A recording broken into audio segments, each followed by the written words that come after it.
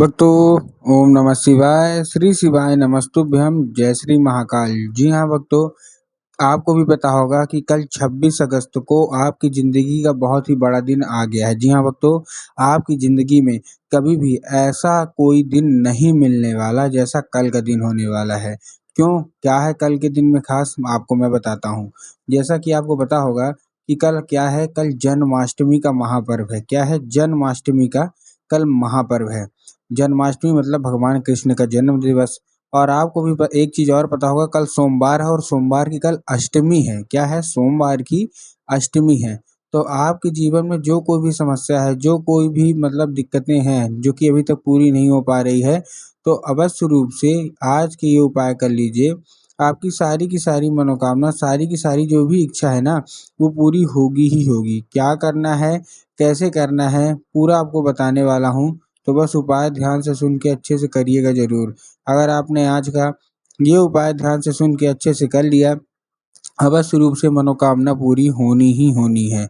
देखिए, आपके जीवन में चाहे जो भी कष्ट हो ना, सारा का सारा पूरा होगा, क्योंकि नारायण और शिव दोनों आ रहे हैं। मतलब भगवान कृष्ण और जो हमारे भोलेनाथ है, दोनों आ रहे हैं। आपकी जो भी इच्छा है, मनोकामना है, वो पूरी करना ही करना है। ठीक है ना? देखिए, पूज्य गुरुदेव की जो कथा होती है ना, जैसे कि आपको पता है कि गुरुदेव की जो कथा में होती है, तो उसमें क्या होती है, लाखों की भीड़ आती है। आप सबने देखा होगा, सुना होगा कि जब गुरुदेव की कथा होती है तो उसमें क्या होती है, लाखों की भीड़ होती है। तो अभी गुरुदेव की कथा चल रही थी, आज से 4-5 महीना पहले की बात है। इसके पहले जब सोमवार की अष्टमी थी, और उसके पहले भी, मतलब मैं कब की बात कर रहा हूँ, चलिए मैं 1 साल पहले की बात बता देता हूँ, जब गुरुदेव की कथा जन्माष्टमी के पहले की चल रही थी। तो जब गुरुदेव की कथा जन्माष्टमी के पहले चली, और गुरुदेव की कथा में क्या हुआ, जैसे मतलब गुरुदेव की कथा में जन्माष्टमी के पहले गुरुदेव की कथा हो रही थी और उसमें लाखों की भीड़ आई।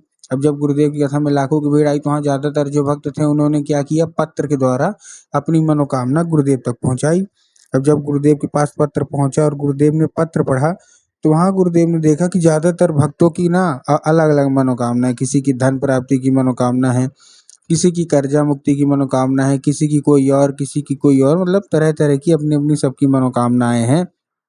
जब गुरुदेव ने ये देखा कि सबकी अपनी-अपनी मनोकामना है, तब गुरुदेव ने 2 से 3 उपाय बताए और कहा केवल और केवल ये उपाय कर लेना, और आपकी सारी की सारी मनोकामना जो है ना, वो पूरी होगी ही होगी। जब गुरुदेव ने क्या हुआ, जब गुरुदेव ने उपाय बताया, तो लोगों ने जा जाके इस उपाय को घर में करना शुरू कर दिया। अब जैसे ही लोगों ने जा-जा के इस उपाय को घर में करना शुरू कर दिया, वही लोग गुरुदेव की कथा में मात्र 1 से डेढ़ महीने के बाद वापस आ गए। अब जैसे ही लोग वापस आए, तो उन्होंने क्या किया, फिर से एक बार गुरुदेव को पत्र लिखा।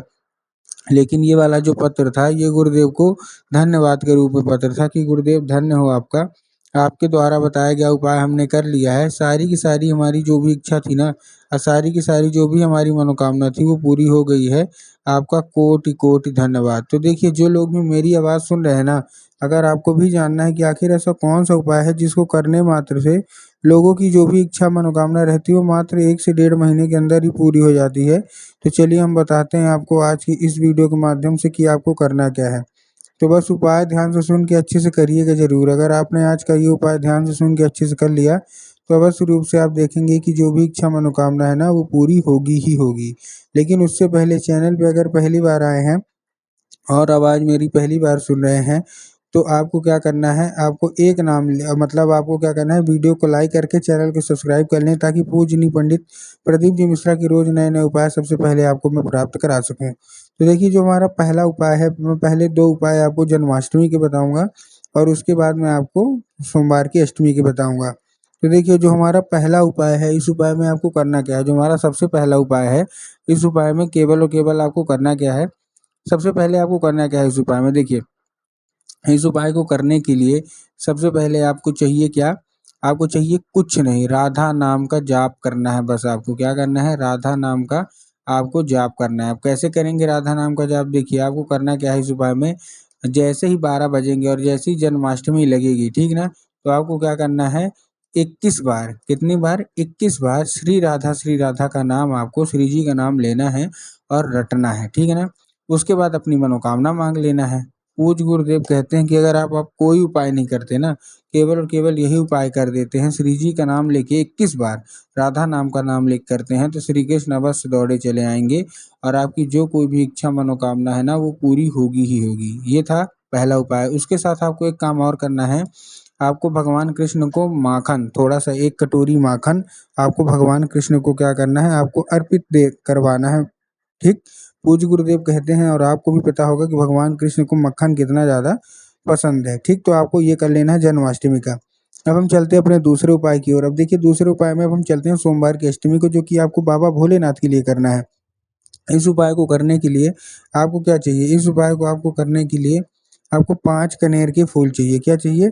5 कनेर के फूल। कनेर के फूल आपने ले लिया। अब जब आपने कनेर के फूल लेना है आपको, कनेर के फूल लेने के बाद आपको करना क्या है, पहुँच जाना है लेके उसको सीधा-सीधा शिव मंदिर। अब जैसे ही आप शिव मंदिर पहुँचेंगे, शिव मंदिर पहुँचने के बाद आपको 5 अलग-अलग जगह आपको अर्पित करना है। पहला जो फूल है, वो आपको अर्पित करना है कहाँ? भगवान भोलेनाथ के ऊपर। अब भगवान भोलेनाथ के ऊपर करेंगे कैसे? सबसे पहले दक्षिण दिशा में खड़े हो जाना है और उत्तर की ओर अपना चेहरा कर लेना है। अब देखिए दक्षिण और उत्तर में ना बहुत सारे लोग कंफ्यूज भी होते हैं कि दक्षिण क्या है, उत्तर क्या है, हमको थोड़ा साफ-साफ बताओ। तब गुरुदेव ने साफ-साफ बताया है कि आप जिस भी शिव मंदिर जा रहे हैं, उस शिव मंदिर का जिधर साइड जलाधारी हो, आपको अपना चेहरा उधर साइड करके खड़े हो जाना है। ठीक, खड़े हो गए। खड़े होने के बाद आपको एक नाम लेके, कौन-सा नाम लेके? महादेव का बहुत ही सुंदर सा नाम है, श्रम्भेश्वर महादेव। तो आपको करना क्या है, आपको श्रम्भेश्वर महादेव का नाम लेके उन्हीं का स्मरण करके आपको चुपचाप क्या कर देना है, आपको अर्पित करना है। पूज्य गुरुदेव कहते हैं कि अगर आपने श्रम्भेश्वर महादेव का ये उपाय किया तो अवश्य रूप से महादेव प्रसन्न होंगे। उसके बाद जो हमारा दूसरा फूल है, वो आपको दूसरा फूल कहाँ, देखिए 5 अलग-अलग जगह आपको अर्पित करना है। पहला फूल आपने अर्पित कर दिया, उसके बाद जो दूसरा फूल है वो आपको माता शुक सुंदरी के ऊपर अर्पित करना है। अब देखिए जिनको पता है कि माता शुक सुंदरी की जगह कहाँ होती है, उनका तो ठीक, लेकिन बहुत सारे ऐसे लोग हैं जिनको यही नहीं पता कि माता सुख सुंदरी की जगह होती कहाँ है।